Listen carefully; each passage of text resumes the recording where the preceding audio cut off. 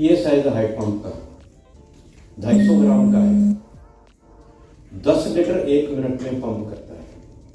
अगर एक्सरसाइज करो तो मल्टीप्लाइड बाय 50 लीटर्स पर मिनट आपकी कार की टैंकी को आधे मिनट में फिल कर सकता है। ये साइज कोई वर्ल्ड का पंप नहीं है आज तक। नाउ हम लोग इसको बहुत मिसयूज करते हैं, इसके ऊपर प्रेशर रखते हैं। वर्क स्ट्रेस है, हम पे भी है और आप मीडिया लोगों पे भी है, बहुत है। Everybody is running, so that work pressure also puts load on the heart. Then you have our diet, the salt what we take, ये सारी चीजें हमारे हार्ट को इफेक्ट करती है। हार्ट, अगर किसी को बोले कि मेरे को हार्ट की प्रॉब्लम है, तो कॉमन कॉनोटेशन उसका मतलब ये होता है कि उसकी आर्टरी में ब्लॉकेज है। ये common heart disease, heart attack, ये सब कोरिलेट करते हैं आर्टरी ब्लॉकेज से। लेकिन एक और नया फंडामेंट है हार्ट फेलियर, और मेरे को लगता नहीं, हम बहुत सारे डॉक्टर हार्ट फेलियर करके अपनी प्रिस्क्रिप्शन में लिखते भी हैं।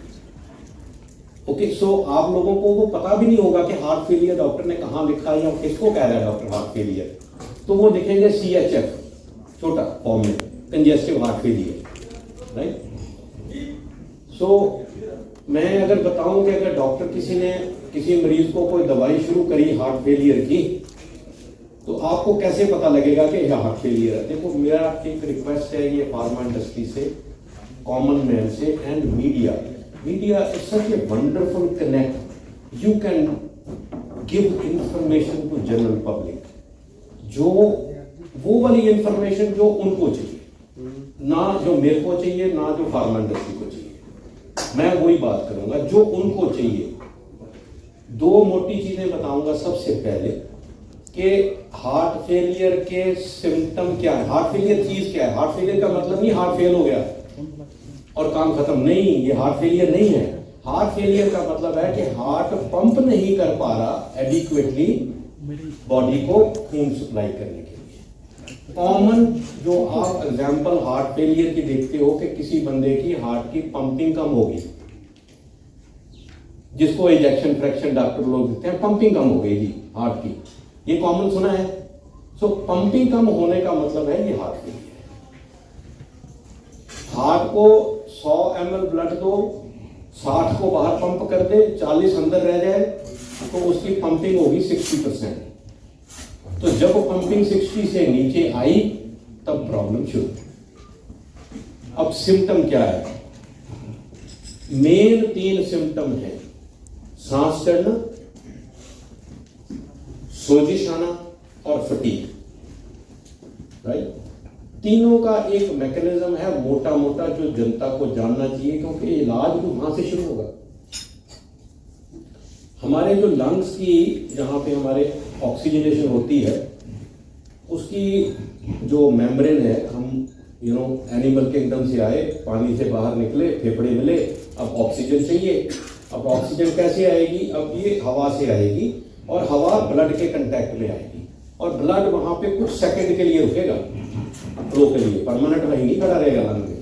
उसकी जो थिकनेस है जहां से ऑक्सीजन ने एक्सचेंज करना है, वो 0.5 माइक्रोन है। ये माइक्रोन क्या चीज है? यानी कि एक आपका बाल 70 माइक्रोन का है और वो थिकनेस जो है 0.5 माइक्रोन है, माइने 140 गुना कम। अगर इसमें बाई चांस पानी आ जाए, ये मोटा हो जाएगा। अब ये ऑक्सीजन पास नहीं करने देगा। अब ये जब ऑक्सीजन पास नहीं होगी, सो बॉडी में ऑक्सीजन नहीं जाएगी, बंदे को सांस चढ़ेगा। वो ऑक्सीजन और लेने के लिए 15 बार सांस लेने की बजाय 30 बार सांस लेगा, हाँफ जाएगा। मैं आज देख रहा था एक बड़ी interesting European society of cardiology ने करी स्टडी। उन्होंने क्या करा कि जिसको हार्ट फेलियर है, तभी मैंने पूछा किन किन को है हार्ट फेलियर फैमिली में। उन्होंने कहा कि अच्छा इनके रिश्तेदार सारे आ जाओ, बुला लिए रिश्तेदार। अब कहते हैं हम आपको वो फील कराएंगे जो आपके फादर मदर या आपके ब्रदर फील करते हैं। क्योंकि उनको हार्ट फेलियर है। वो क्या फील करते हैं सारे दिन में, आज हमको आपको वो फील कराएंगे। Took them to high altitude, oxygen कम, और वहां पे उनको बोला चढ़ाई पे चढ़ो। जब वो चढ़ाई पे चढ़े उनको सांस फूला, तो तब उन्होंने बताया ये सांस उनको रोज फूलता है, सुबह बाथरूम जाने में, सुबह गार्डन में जाने में, राइट। आप जब फील करोगे उसको, फिर आपको लगेगा कि यार ये बंदा बहुत तंगी में है, इसको ठीक होना चाहिए, this should be okay. So heart जब पंप नहीं कर पाता तो बॉडी में फ्लूइड इकट्ठा होना शुरू हो जाता है बैक प्रेशर से। लंग में फ्लूइड इकट्ठा हो गया तो सांस चढ़ेगा, क्योंकि मेम्ब्रेन मोटी होगी, ऑक्सीजन नहीं जा रही है। बॉडी में पानी इकट्ठा हो गया तो पैरों में सूजन आ गई, मसल में हो गया तो फटीग होनी शुरू हो गई, पेट में पानी इकट्ठा शुरू हो गया तो भूख नहीं लगनी। सो कॉमन सिम्टम है, अगर किसी बंदे को सांस चढ़ता है चलने से और उसका कोई ऑब्वियस कारण नहीं है, एस्थमा, खून की कमी या किडनी की प्रॉब्लम, अगर इनमें से नहीं है, किसी बंदे को सांस चढ़ता है, चाहे ब्लड प्रेशर है, चाहे शुगर है, चाहे कुछ भी नहीं है, इस बंदे को हार्ट फेलियर का चेकअप कराना जरूरी है। और चेकअप के लिए खाली वाहिद एक टेस्ट है जो फुल प्रूफ आपको बता सकता है, वो है इकोकार्डियोग्राफी।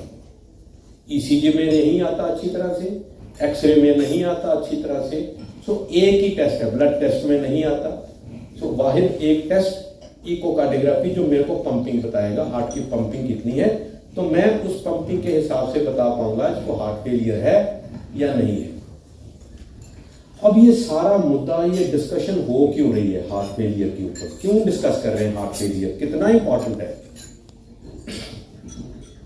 मैं अपने मरीज को कॉमनली नहीं बताता, जो दवाइयां नहीं खाते फिर उनको बिठा के समझाता हूं, क्योंकि मैं पहले बताऊंगा मरीज डरेंगे, और हमारा डराना काम नहीं है, हमको मोटिवेट करना काम है डॉक्टर का। तो अगर आप लो 5 साल का सर्वाइवल ब्रेस्ट कैंसर का, 5 साल का सर्वाइवल प्रोस्टेट कैंसर का, किसी को बताया जाए कि आपको ब्रेस्ट कैंसर है या प्रोस्टेट कैंसर है, क्या करते हैं वो, क्या करते हैं, इमीडिएट इलाज कराते हैं। जो डॉक्टर ने कहा जितनी जितनी कीमोथेरेपी कहीं वो लगाते हैं, जहां जहां सर्जरी कहीं फटाफट कराते हैं, सारे काम छोड़ के करते। हार्ट फेलियर की मोर्टेलिटी, डेथ इन दोनों कैंसर के बीच में है। एक अभी रिसेंटली ट्रायल पब्लिश हुआ अक्टूबर में, उसमें दिखाया गया कि 5 साल में 52% patient died of heart failure despite treatment. तो ये कीमोथेरेपी की तरह सीरियस हो गया कि नहीं हुआ, इट इज एज सीरियस। सो इसको डिटेक्ट करना, डिटेक्ट नहीं करेंगे तो क्या इलाज करोगे, पहले डिटेक्ट करना। Only method to detect is echocardiography. अगर अब वो पता लग गई तो मैं दवाइयों के बारे में बताऊंगा। डॉक्टर साहब इधर एक्सपर्ट हैं, हम हार्ट की रिदम को भी ठीक करते हैं, दोनों चैम्बर को इकट्ठा, तो वो डॉक्टर रजत बताएंगे, वो इस एरिया के माहिर हैं। दवाइयों में अब जब घोड़ा ठीक नहीं चलता, बीमार है, तो बॉडी हमारी ने चाबुक बना रखे हैं, 2 चाबुक है। एक चाबुक को हम इंग्लिश में रेनिन कहते हैं और एक चाबुक को हम एड्रेनालिन कहते हैं। ये घोड़े को, मरियल घोड़े को मारते हैं और वो दौड़ता है, लेकिन विद द कॉस्ट कि वो आहिस्ता आहिस्ता डैमेज होता है और मर जाता है। अब ये 2 चीजें चाबुक जो हमारी बॉडी में हैं, इसको काउंटरएक्ट करने के लिए हमने 2 दवाइयां बनाई। एक रेनिगुल वाले चाबुक को काउंटरएक्ट करने के लिए, भाई चाबुक मत मार, हम बंदे का ब्लड प्रेशर कम कर देंगे, उससे क्या होगा, हार्ट पंप बेटर कर पाएगा, ठीक है। दूसरे चाबुक के लिए भी हमने बीटा ब्लॉकर दे दिए। सो ये जब से हमने ये 2 चाबुक डालने शुरू करे, उनको बंद करना शुरू करा, तो हमने देखा कि हमारी हार्ट की मोर्टेलिटी हार्ट फेलियर में 50% रह गई, 57 to be precise. Which is a great achievement. Okay, अब ये अभी जो ये दवाई लेके आ रहे हैं, इंटरेस्ट तो बाहर में थी, ये दवाई इन सबसे बेस्ट दवाई मानी जाती है। जो हार्ट फेलियर को हमने जितने भी मरीज वो रेनिन वाले पहले चलते थे, सारे मरीजों को वो पहले वाली दवाइयां बंद करके इस दवाई पे शिफ्ट कर दिया, क्योंकि बहुत सारे ट्रायल ने दिखाया ये बेस्ट दवाई है। और लाइक मैं कैंसर वाले पेशेंट को ट्रीट करूंगा, मैं कोई 1% भी चांस नहीं दूंगा, मैं बेस्ट दवाई ही दूंगा और बेस्ट डोज भी दूंगा। इसको वाइंड अप करने के लिए अगर आपको कुछ और पूछना है, बहुत है, हम घंटा बैठ सकते हैं, लंच भी ले लेंगे, डिनर भी ले लेंगे, तब भी हार्ट फेलियर का मुद्दा खत्म नहीं होता। कॉमन मैन के लिए मैं कॉमन मैन को 3 मैसेज देना चाहता हूं। नंबर 1, अगर आपको सांस चढ़ता है डॉक्टर के पास जरूर जाइए। अगर आपको कोई कारण और नहीं मिलता है, एस्थमा नहीं है आपको, खून हीमोग्लोबिन कम नहीं है, किडनी फेलियर नहीं है, तो हार्ट का टेस्ट लाजमी है। पहली, अगर आपके पैरों पे सूजन है और कोई कारण नहीं है, किडनी हो गया, खून की कमी हो गई, या 1-2 दवाइयां करती है, अगर वो नहीं है, सूजन है, तो डॉक्टर के पास जाइए, हार्ट का टेस्ट करवाइए, हार्ट फेलियर को रूल आउट कर लो। 2 बातें होगी, सांस चढ़ना, सूजन, डन। तो ये बड़ा कॉमन मुद्दा है, ये मिस नहीं करना है, क्योंकि कैंसर को डायग्नोस टाइमली करना है भाई। नंबर 2, अब जब डायग्नोस हो गया, डॉक्टर ने कहा भी हार्ट की पंपिंग कम है, अब मेरे को क्या करना है? डॉक्टर ने अपना काम करना है, मेरे को अपना काम करना है। मेरी सोच में पहली चीज ये होनी चाहिए, ये बीमारी कैंसर से कम नहीं है, तो मैंने उसी अग्रेशन से, उसी एटीट्यूड से, उसी जल्दबाजी से जब जब डॉक्टर ने बुलाया तब मेरे को जाना है और उसको करना है। अब डॉक्टर क्या करता है? पहले तो पेशाब की गोली देगा, उससे स्वेलिंग कम हो जाएगी। मेरे को 6 लीटर पानी अंदर इकट्ठा होगा, तब मेरे को सूजन आनी शुरू होगी। 6 लीटर। और मैं मरीज को समझाता हूँ, भाई ये 6 लीटर कोई रास्ते से तो निकलेगा, और रास्ता तो यूरिन का है, और तो कहाँ से निकलेगा भाई? सो तंगी है, यूरिन आएगा, बहुत आएगा, सूजन निकल जाएगी, भूख ठीक हो जाएगी, सांस ठीक हो जाएगा, ठीक है, लेकिन हौसला रखना पड़ेगा। उसके बाद उसको ड्राई वेट लेना है। जब उसका पानी निकल गया एक्सेसिव, फिर अब उसका वेट कितना है, ड्राई वेट कितना है, 70 है, 80 है, तो पानी निकल गया ना, अब उसका एक्चुअल वेट है। अब उसको ये अपना वेट रोज चेक करना, रोज वेइंग स्केल पे, नहाने के बाद, no clothes on, so that कोई मार्जिन नहीं है। जिस दिन 3 पाउंड या 1.25 किलो पानी वजन बढ़ा उस स्केल के ऊपर, डॉक्टर के पास जाना है। ये आपके खाने से नहीं बढ़ा, ये पानी की वजह से बढ़ा। तो आज के दिन में 1 लीटर पानी है, जब मेरे का 1 लीटर और हो जाएगा तो मेरे को सांस चलने लग जाएगा, तो मैं उससे पहले डॉक्टर के पास जाऊं। होगी, ये दूसरा मैसेज है कि घर में वजन देखना है।